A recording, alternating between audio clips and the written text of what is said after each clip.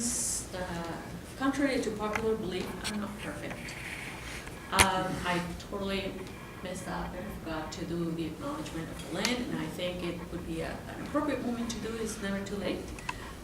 This land is the territory of the Huron-Wendat and Petun First Nations, the Seneca, and most recently the Mississaugas of the Credit Group. The territory was subject of the Dish with One Spoon, Wampum Belt Covenant, an agreement between the Iroquois Confederacy and the Ojibwe and allied nations to peacefully share and care for the resources around the Great Lakes. Today, the meeting place of Toronto is still the home to many Indigenous peoples from across Turtle Island, and we are grateful to have the opportunity to work in the community on this territory. And after hearing this compelling history, I want to thank you very much, Sid, for your comments. And if you want to speak, if you raise your hands, I'm going to be taking a list, and please ask a question, and after a few of them, we will hear from our speaker. Okay, is that? Yes. Thank you so much, Sid, for just great piece. I wanted I wanted to acknowledge all the realities that you basically checked off the list, and just add to the fact that there has to be. You said that we are a bit far from, or at least not ahead of this movement to stop the war, and I think it's because one of the main reasons to me that it looks like to me is the same reason that we have for the climate change, and we don't emphasize the sense of urgency that is needed for these movements. We don't, especially because. And you mentioned this arms deal with Saudi Arabia, and I was devastated and desperately looking for people to find them, to kind of connect with them and see what's going on. And the explanation that I was reading here and there, that it was an arms deal that was done under the previous government. You can't do anything about it. Where I think we can do, we should be able to do this. We should be able to scrap anything that we have signed. And the price that we paid monetary-wise, we're not paying that. The price is the capitalist wing is paying that price. It should be paying that price. And so I think in conclusion, we have to be able to show it, to give the same sense of urgency that we gave when we went to war in Afghanistan, let's say.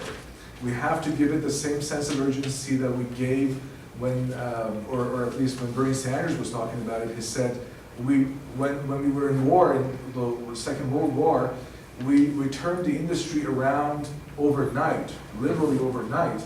Why can't we do the same thing? Why can't we just bring it back home? Why can't we reprioritize everything and see, okay, you know what, we have, and I love the piece that he said, you know what, and I was just begging him to just mention this. He said, we can't provide the same 75%, of the fund for NATO.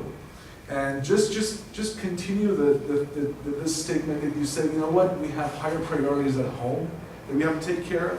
And when we take care of those, then there is nothing really left to spend on those meaningless invasions and interventions with the flood of weapons and mass destruction. Thank you. Oh, okay. Quick. Yes, Sid, I'm wondering if you could talk about what I called here the war at home. Which is how it's, and this is off the top of my head in terms of what I'm experiencing in terms of talking with other people, is the continual bombings that are taking place are leading, and they won't stop, obviously, right? There'll be another one in a couple of months, and I can probably map them out as well as everybody in this room can. right? And again, we see the French state is using more repressive measures. We see a horrific shaming of Muslims in the States going on. We see, you know, whether Trump wins or loses, Ted Cruz hasn't been mentioned. He's a pig. I mean, my apologies to the pigs for saying that. It's sickening, the idea of patrolling Muslim areas, and this is just on and on and on of this hatred. And I wonder how far you feel that the state can go, how far, how quickly. I mean, the word internment comes to mind very quickly, and that's something in our past that's been a great shame, but can that be resurrected? And you know, maybe you can talk about how we can actually, you know, apart from building an anti-racist movement here and making the links, how we can prepare for that, you know, in our movements, in our workplaces, etc. And how far do you see that going in the near future? Thank you. Thank you. Yeah, so that was really great. It is such a huge topic, and I think it hangs over everyone's thinking all the time. I think if you grew up in, I mean, if you're 35 or younger, it's been war, nonstop. I mean, when I was a kid, I wasn't as aware. Yeah. I wasn't as aware. I mean, there was the Vietnam War, but then, you know, in my teen years, it felt like it kind of calmed down. And then it's just been nonstop, and it's been growing and growing, and the contradictions are growing because from, you know, the first Gulf War, the second Gulf War, the expansion to now to Syria, all of this, it just feels like there's no, it's completely unresolvable. And I think that those key issues about capitalists being warring brothers, and that dynamic of competition, inter-imperialist rivalry, that competition, that drive to accumulate, which inevitably leads to war. It's important to sort of start from that, because every time the system is in a crisis or at the brink, this is what comes up. The First World War, the excuse is, oh, you know, poor little Belgium, you know, we're going to defend poor, helpless countries. The Second World War, you know, there's a big debate about whether it was in fact a war against fascism in its origins, but there was inter-imperialist rivalry, and the result of that war, which was it's hard to even imagine. It's hard to think of the film of that World War II and what that did to the world, to humanity. Produced the longest boom in capitalist history, a 25-year boom, where the growth rates just went and went. The Marshall Plan, the retooling and rebuilding of all those countries that were destroyed by bombing, you know, Germany, Japan, and all of that stuff. This is capitalism. This is what it does. And it feels to me like right now, in a way, you know, the system is constantly having to lie to justify these wars. And right now, the key bit that, Peter, you were talking about Islamophobia, and about it's imperative to drive this stuff, like after the Paris bombings. It's, you know, we're at war, and ratcheting it up and producing more of the same. It's just this endless cycle. But they need to feed this idea that this is about Muslims, Muslim terrorists. It's not about imperialism imposing its will in the region. And I think that's one of the critical things I would say is that campaigns like we see in Greece right now. We heard earlier today a Greek socialist talk about that campaign to support the refugees when they arrived on the islands, and to save their lives, and to get, you know, they had boats go out and to house them and to welcome them and to create a campaign that says refugees are welcome here. You know, that whole campaign. It's vital, because then it unmasks really a big piece of the ideological apparatus that's being used to defend these wars, and allows to really show who's the problem. Is it refugees fleeing wars, or is it austerity and the EU's policies of destroying ordinary working class people's lives and driving people into poverty and driving people into the ocean to drown? So I do think that the campaign against war and the urgency that you talked about, Beza, it's like there's this urgency. We have to find a piece of it that we can pull on at any given time, and it changes which piece we're pulling on. In 2003, it was pulling on the piece of stopping the bombing of Iraq, and millions and millions and millions and millions of people marched against that. It didn't stop the war, but we kept some governments out of it, like the Canadian government didn't go. And it helped other things like the Arab Spring. It helped what happened in Egypt. But right now, I think that the campaign around refugees is part of exposing the lie of war.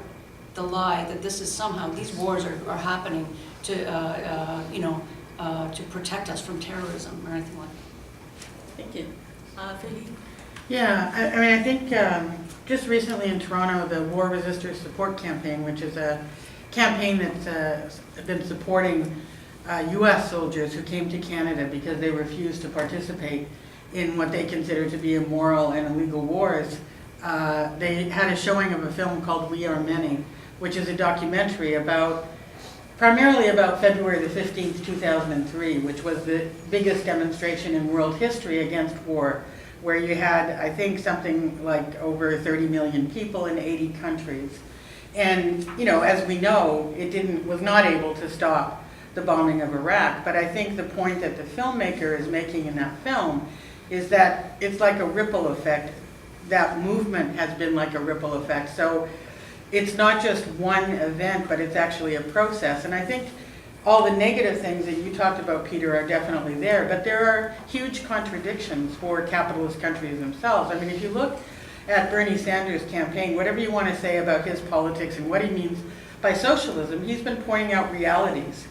That are, when he says, why is it not possible to have free college and university education? Why is it not possible for every American to have access to free health care when we've spent trillions of dollars on these wars that have done nothing except create more, obviously kill people, create more insecurity both here and abroad. And also France, I think, is a good example, because if you look at the anti-war movement in France throughout, in the 2000s, one of the problems, I think, with the anti-war movement and the left in France was that they didn't take the question of Islamophobia seriously enough, take it head on and say, we don't support our government when they're trying to ban, they're trying to take away the right of young girls to go to school if they choose to wear the hijab. But I think if you look what's been going on just recently in France with the Nuit debout, the occupations of the squares, that is another, that's a direction that things can go in that really needs to be supported, because that's about taking on a French government which calls itself socialist and which is imposing austerity and trying to use Islamophobia to again hype up this whole fear, not wanting the French people to be able to unite. So I think it is a period of great contradiction, but there is the possibility. And here in Canada, I was talking about the war resistors. Here we have a liberal government. It should be a no-brainer for them to allow U.S. war resistors to stay in Canada. I mean, the liberal government of Jean Chrétien, did not go to war, said that it was an illegal war, that they wouldn't participate. Then these U.S. soldiers that have come here should be supported. And this is not something that would actually cost the liberals anything in terms of money, etc., but it is the right thing to do. And so we have to sort of put their feet to the fire on that question, on the question of the arms deal, to Saudi Arabia. I mean, Trudeau said they have to honor their contract. It's like, what does that mean? We have to honor our contracts even if we know that they're going to use those arms to bomb and kill their own citizens. So, I think there is still room for people to build in different countries, to build a movement that can still hold sort of imperialist, feet to the fire, or whatever the correct expression is. That might not be it. Thank you. So we have about 7 minutes, so I have 2 more persons on the speaker list. But before I forget, as you noticed that our speaker was actually referring to this book by Alex Kalinikos. It's downstairs, it's available for you to take home and enjoy and reinforce what we have just heard here today. And we also have something that is homemade. This